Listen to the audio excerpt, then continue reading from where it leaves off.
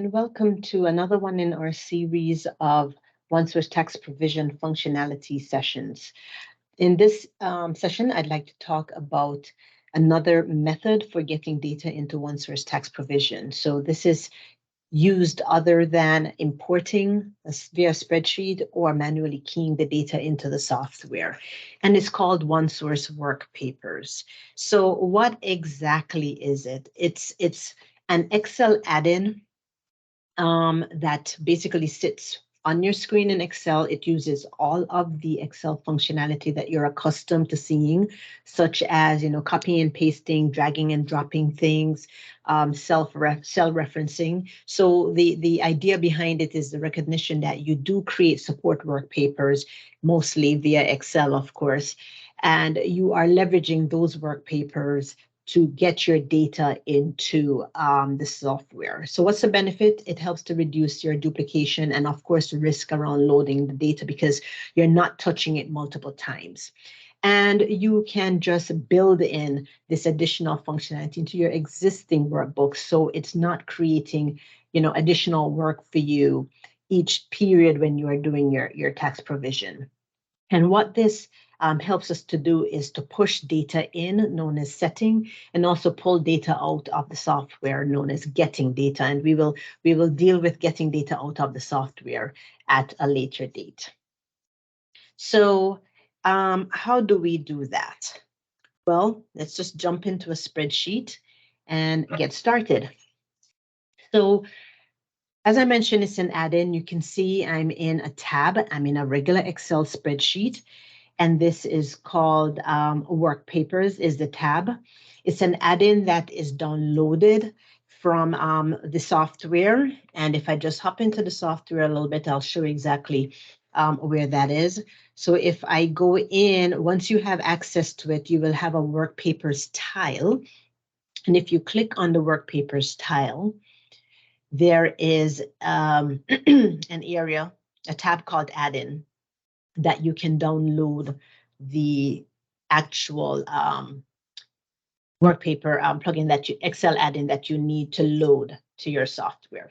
Once you have done that, you will have this new tab in your list of tabs when you open up Excel.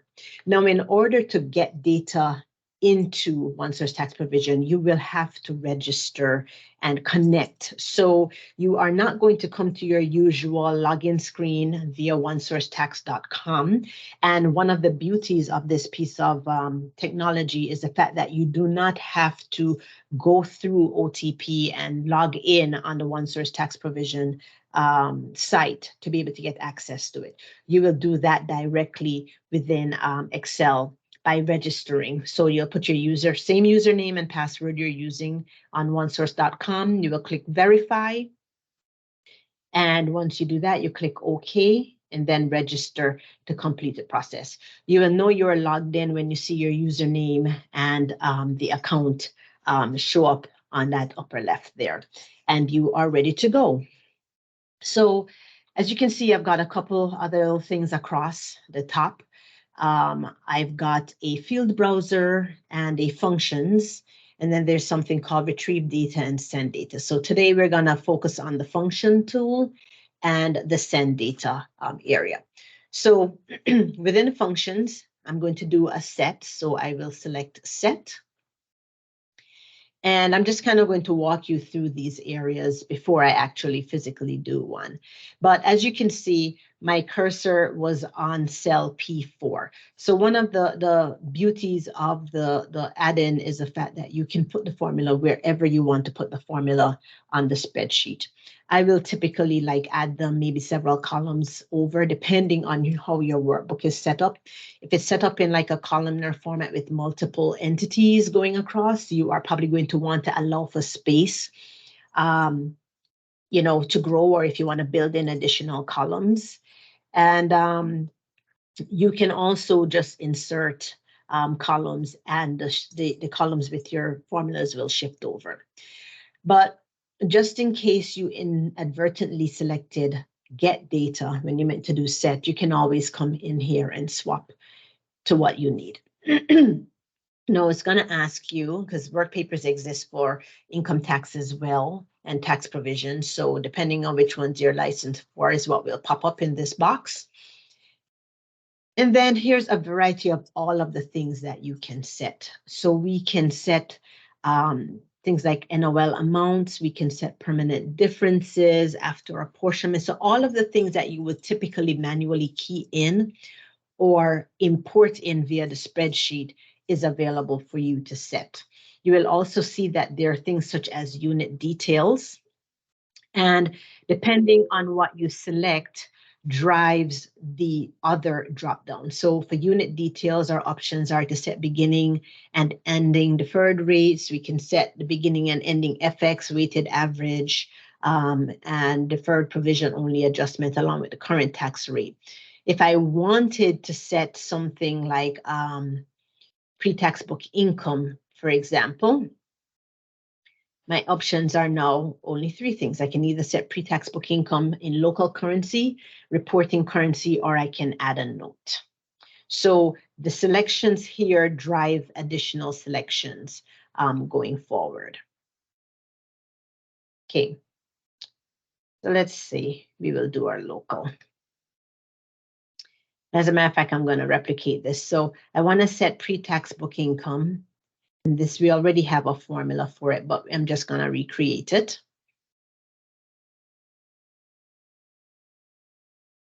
So as it's turning,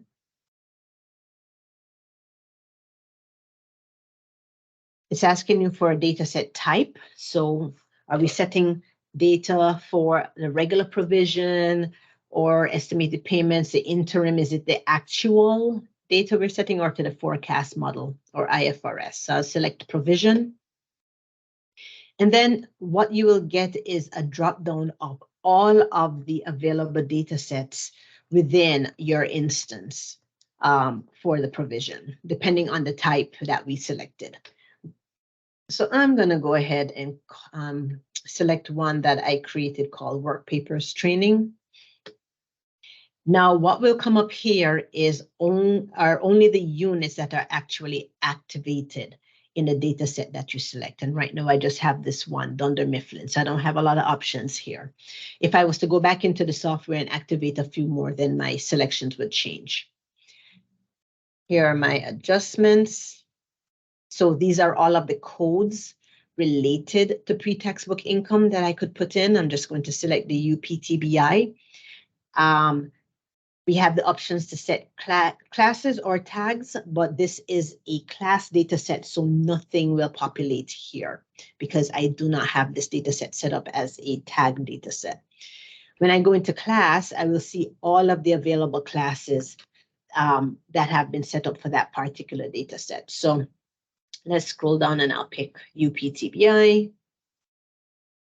The subclasses that are available with a class will be what shows up here. All right. So I've just kind of stepped through. I've picked my type of data set.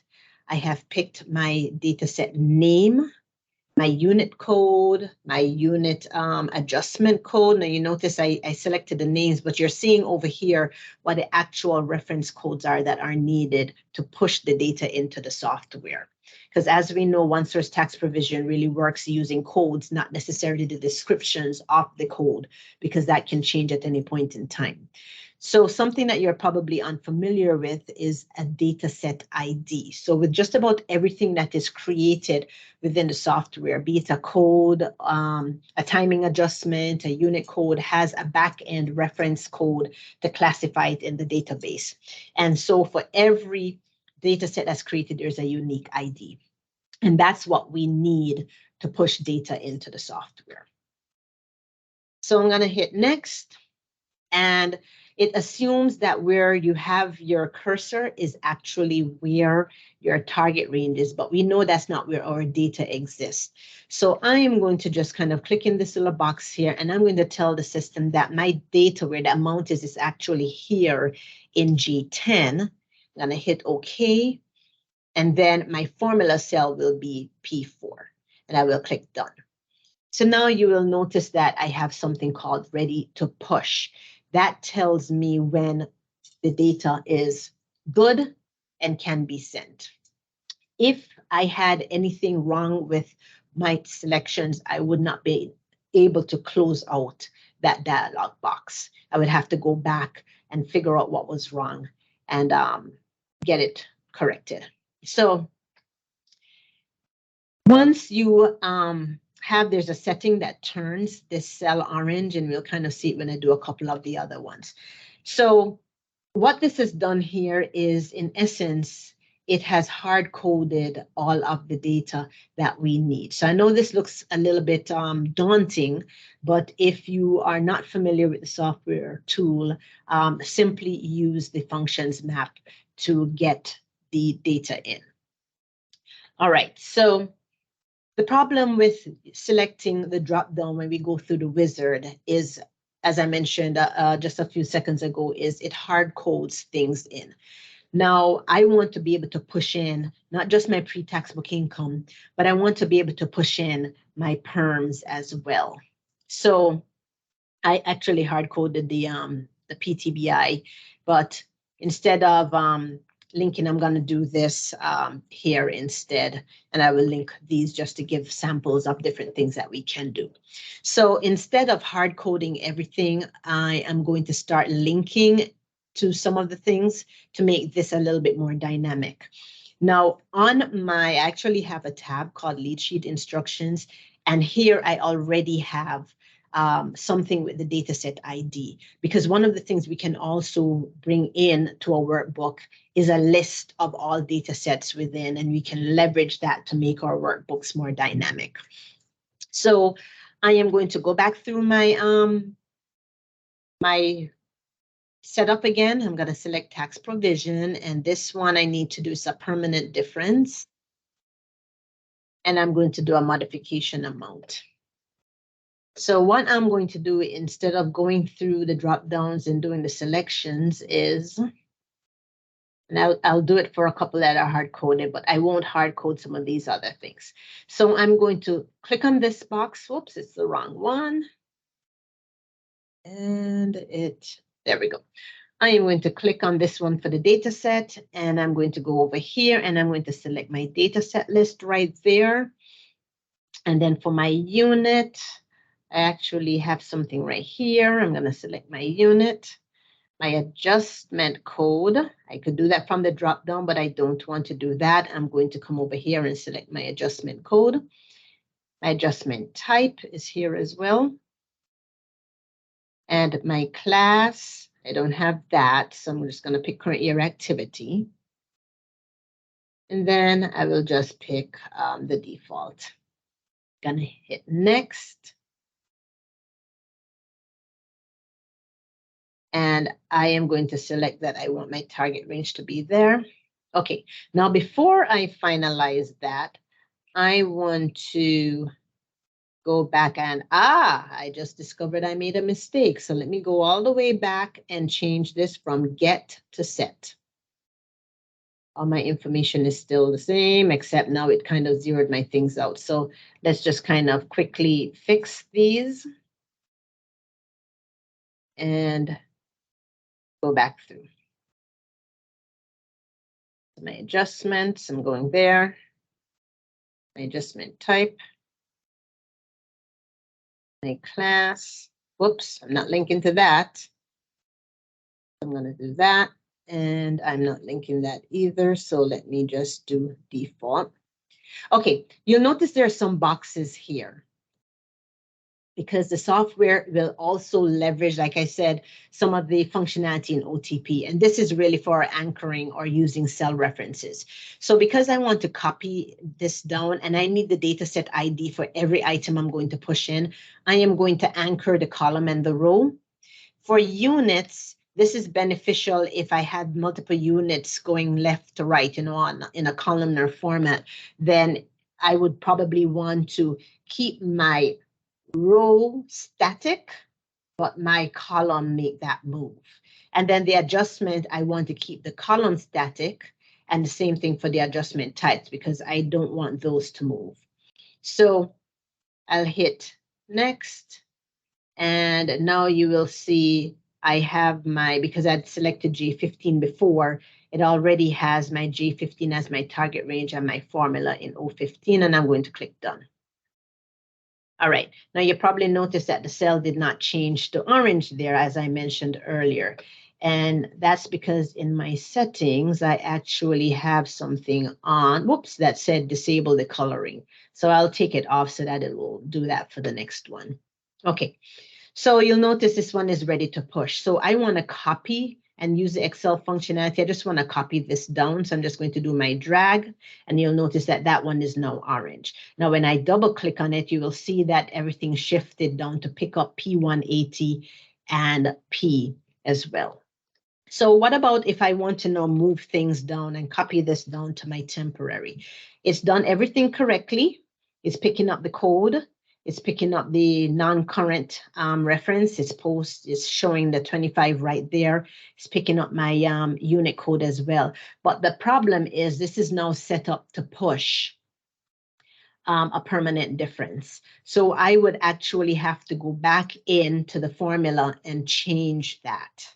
So one of the things we can do around that is I actually have a separate area here that has all of the things that we need, all of the codes. And if we link to each of those and we did something similar with the perms, then we would be able to use the same formula and just copy it from perms to temps, because instead of hard coding the permanent difference, we would have the temporary difference already, which we need it to say 27 TD temps, not 17 PD perms. That would be buried over here, and we could make our spreadsheet more dynamic and more functional for other types of adjustments that we want to get into the software.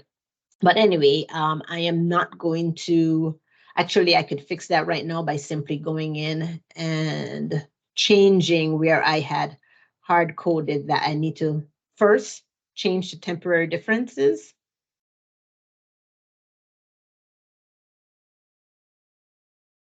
Just as soon as this opens up.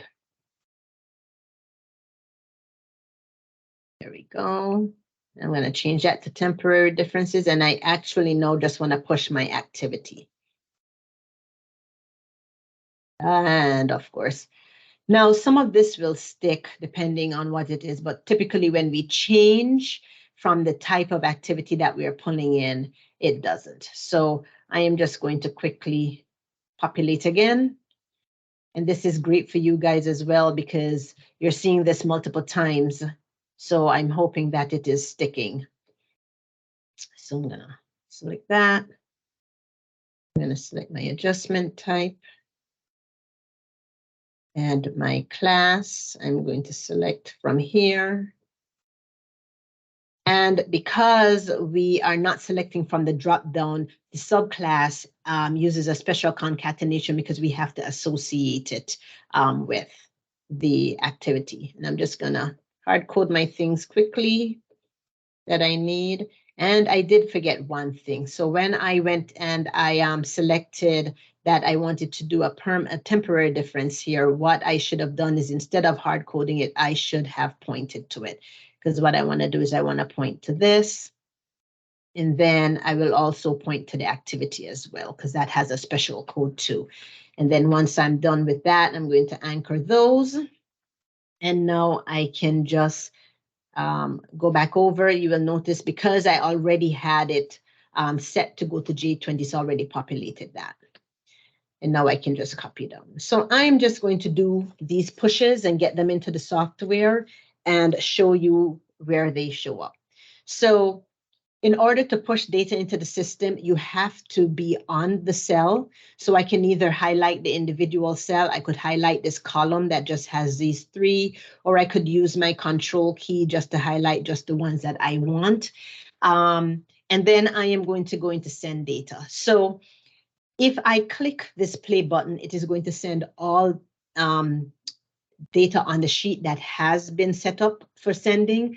But if I just want to select a few, then I will do send selected data. So since I already highlighted those, I'm just going to go ahead and hit send selected data. You can see it's going through its machinations. And just like that, it gives you a time date stamp to let you know that it has sent the data into the software. So if there was an error, we would have gotten an error message on the individual line. So let's just hop in quickly to the software. I am going to go back into Home and hit tax provision. And I am just going to go into the review and edit screen, and I will just pick that pre-tax book income line. And you can see there's my 1,147,000. I wanted it to go in local currency. And it tells you that, oops, if I scroll over some more, the data source comes in as Workpapers. So it knows that we push the data into the software using the OneSource Workpapers functionality. We go take a look at our temporary differences. You will see that we've got, a bunch of lines of data. I didn't push beginning balance, but I had beginning balances in. I pushed activity, and all of those you will see now as being Workpapers versus beginning balances that were a manual entry. So I hope that you found this interesting and that you will kind of dive in and explore different ways to use the tool. And I will look forward to seeing you on the next session where we will talk about getting information out of the software.